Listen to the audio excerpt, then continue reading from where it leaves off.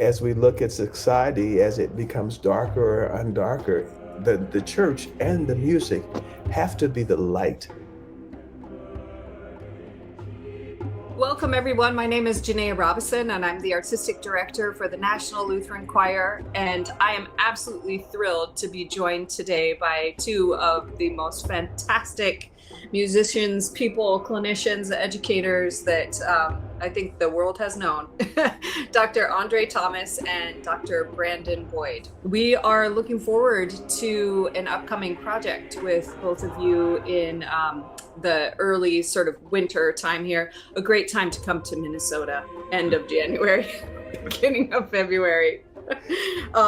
But for our NLC annual tune-up, this year we're making it a little bit more thematic because we're focusing on the music of Black sacred music and the music of Black culture. And I think that this is one of the most often programmed genres of music, but for many of us, we haven't learned much about it. We love it and we program it, but we might not know performance practice or history behind it. And so we're thrilled to have two people who are really very well known in the community as being experts. You both have extensive experience in the church, or at least started in church. In my early years the church in the Black community, and of course, in my early years, it was still segregated. The center of the community was the Black church. Everybody went to church. Even if they had to sober up for Easter, they made it. Everybody had to go to church. And so the church was the center of the community. I'm not so sure it is as much the center of the community as it was in the 50s and the 60s. It's different now. My own church that I belong to here in Jacksonville is unique in the sense that its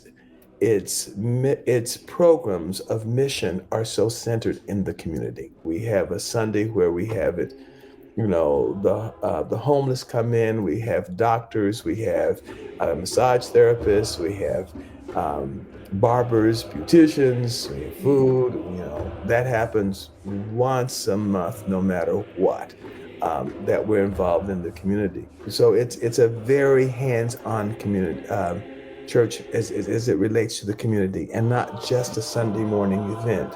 I can't say that's all churches these days, but I can say, at least in my church, it is there, very much there, which reminded me very much of what the church used to be like in the 60s. It took care of everybody. I think if we really take on the sincerity that the church is to reach everyone,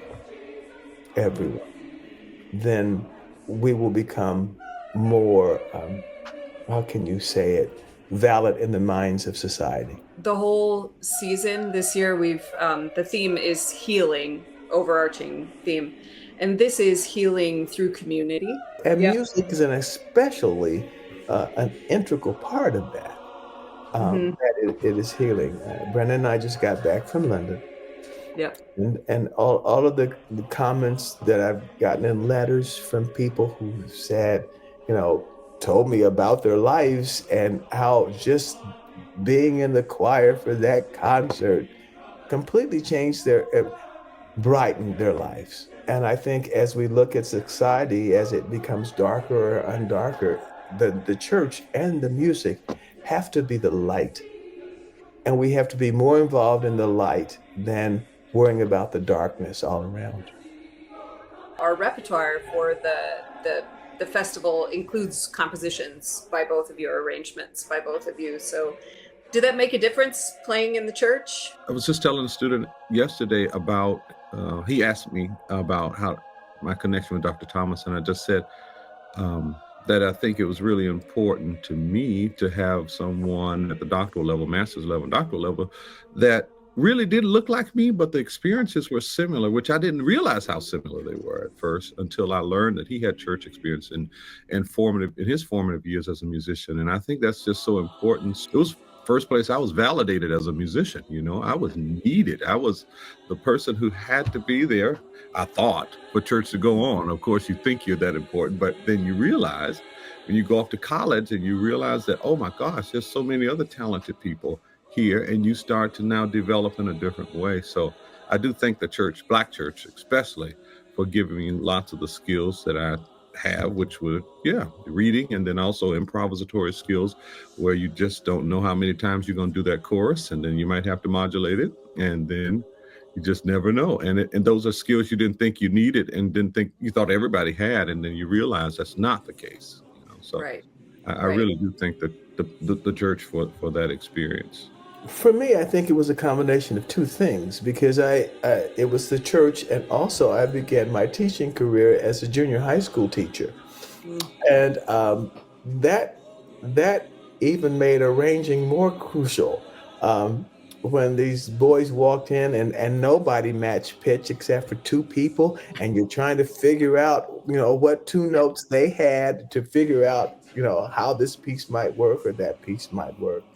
Voice leading became very important, and I think that's one of the things, that I think many composers miss. Is it singable? Yeah. Do the voices lead someplace that's logical?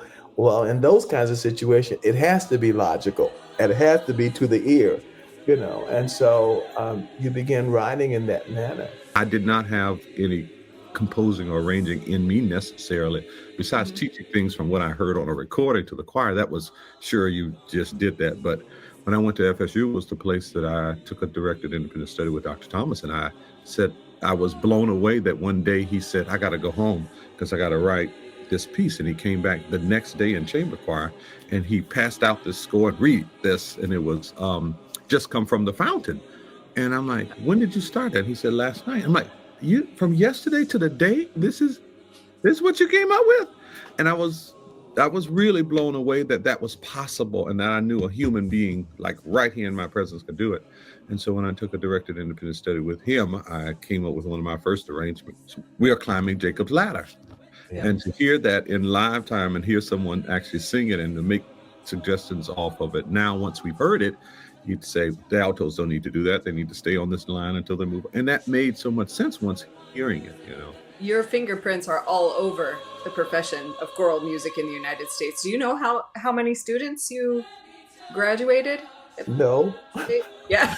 I don't. Many of my early students are retired. When you teach someplace for 35 years, it goes. As a teacher, all you want is that they're successful. That's all you care about. That they're going to be all right, and what can you do to help them be all right?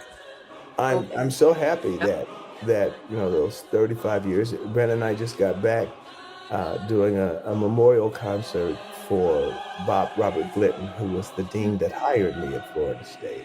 And it was beautiful. It was the thing that kind of gave me, you could tell where Dr. Thomas began and that experience, and to see him, as someone believed in him, just like I see him believing in his students. And that is what it takes for a lot of people to get to really their fullest potential, is somebody believing in you, whether it's putting their music in your series, whether it's anything. I mean, hiring you accepting you into grad school, any of those things, you start to see that could be the beginning of something incredible. So you have to be quite grateful for these experiences and manage them well. I will say publicly, I have tried my best to make him proud, because he has given me so many opportunities. And just like this, to be alongside him, watching him work and his impact, I think these are some of the greatest joys I have. He will live forever, we do know that.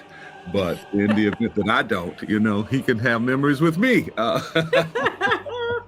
But it's just great to see the impact, but not only that, the human that really does genuinely love two things, people and music. And I think events like this, that's what said. Thank you so much for the invitation, because you can tell people and music will be involved. And faith is another huge, big component I think has drawn all of us together. We all have a faith system. And having that, it makes some of the richest experiences I've ever had.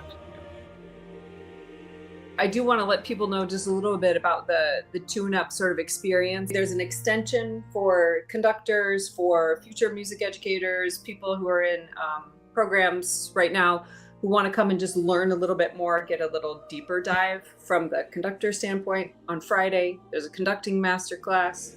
And then the next day is just jam-packed.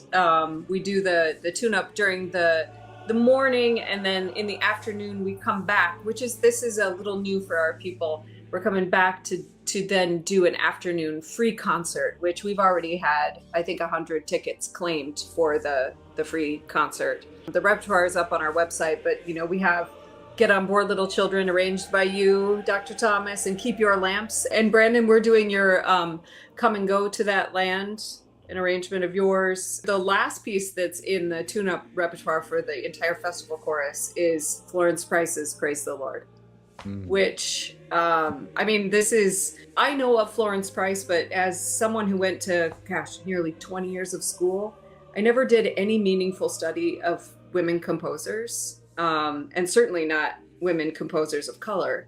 But she's seen a real revival, her music has. I hope we will continue our interest in female composers.